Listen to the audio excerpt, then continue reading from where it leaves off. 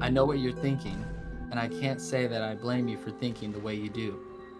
All I ask is that you listen with an open mind, and perhaps I can shed some light that may sway you just a bit. To answer the question, were Griffith's actions during the Day of Infamy, the eclipse, wrong? I would rather like to point out that many people of the Band of the Hawk were the worst of the worst.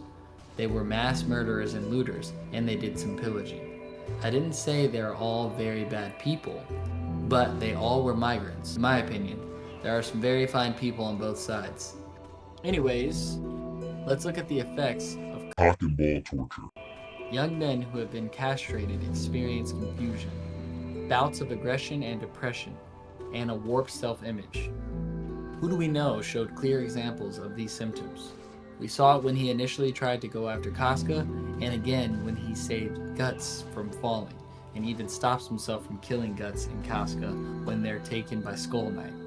Even at his mentally and physically lowest, he is a great white savior. You can try and say what he allegedly did was pure evil, but I would say that it's clear and obvious he was not in his right mind.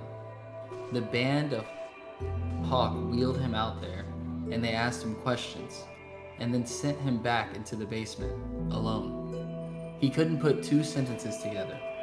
He was hardly competent to be the leader of the Band of the Hawk. He had love in his heart that day. I believe that. After his restoration to the strong leader he is today, I would say that he is certainly not proud of what he did. But again, the blame is really on the crooked King of Midland. His daughter probably has some sort of record where he takes full responsibility. And let's be honest, Casca is an amazing beauty. She's actually always been very voluptuous. She was always flirting with Griffith, consciously or unconsciously.